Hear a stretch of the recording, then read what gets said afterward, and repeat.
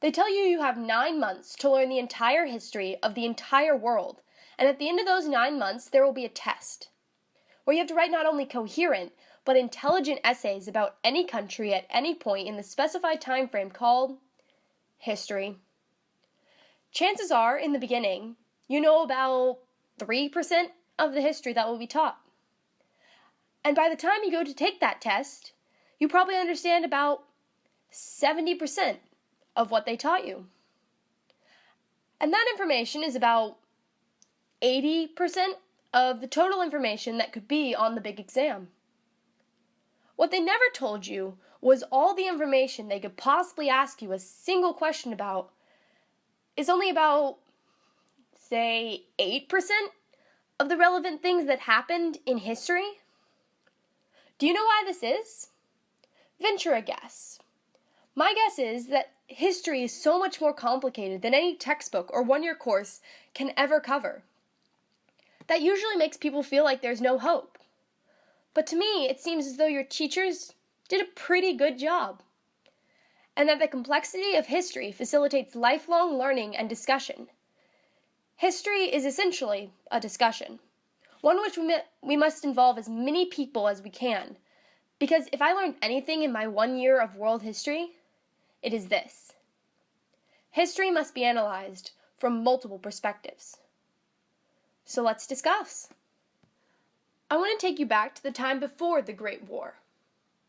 One of the most important ideas to remember is that mindset played a huge role in World War I and its effects. It had been a long time for many countries since they had been in a war, and a lot about the world had changed since.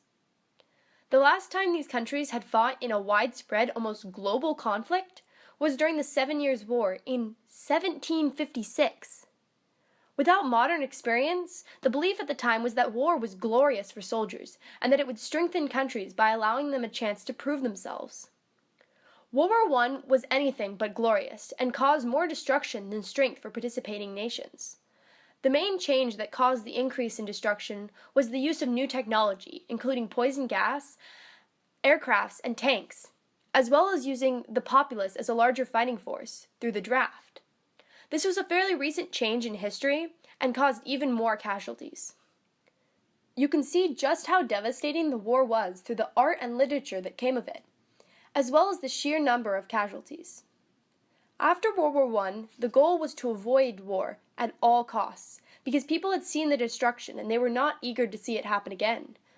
An example of this policy was the League of Nations, an idea born of the desire to avoid war. It was ineffective initially due to the lack of participation by the United States and the Soviet Union. Eventually, the League of Nations became obsolete due to conflicts outside of Europe, and was little to no help in avoiding a second war. But hopes of stifling conflict remained and led to the policy of appeasement, giving in to demands to avoid conflict. This tactic you probably use regularly, because sometimes arguing with a friend is far more trouble than giving them the last cookie or allowing them to annex Austria. From this we see a direct relationship between World War I and World War II. These consecutive wars were directly related through foreign policy, economics, and politics. It can even be argued that World War I was one of the causes of World War II. Europe was becoming increasingly connected among its nations and across the world economically before World War I. A key reason for this phenomenon is that many nations had amassed large empires.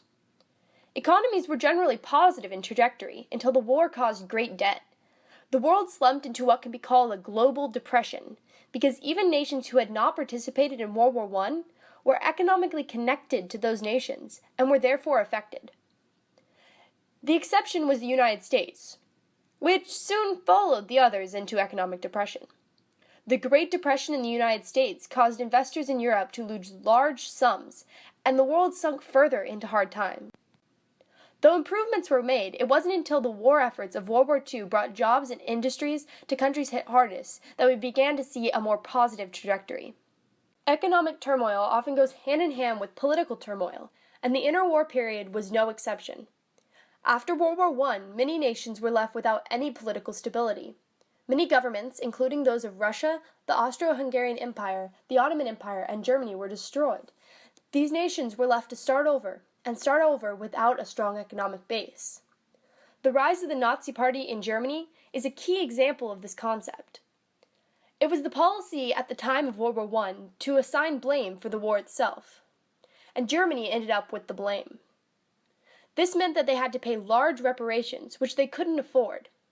It also meant that the nation as a whole, even those who did not agree with the government, were quite literally blamed. It was a rather large shock for the people in Germany. There's that mindset again. They had lost their government, their economy, and their pride. They were looking for direction and help. Their Kaiser had been kicked out, and Hitler provided what the people wanted, and caused, through his persuasive speaking and powerful command, a strong nationalism. People were again proud to be German and willing to fight for it. Hitler's rise is due in part to the situation and desperation in Germany that remained after World War I. We often think of World War I and World War II as separate in history, but they are in fact entirely connected, and one, in my opinion, can't be analyzed without the other. Now I pose a question to you. What or who do you think is to blame for World War I? What about World War II? It has been said before that history is less about facts and more about perspective. You have to ask yourself, who wrote this? What was their mindset? But beyond that, you have to ask yourself, with the advantage of hindsight and your unique perspective, what do you think? The discussion isn't over. You've still got 92% to learn. So discuss.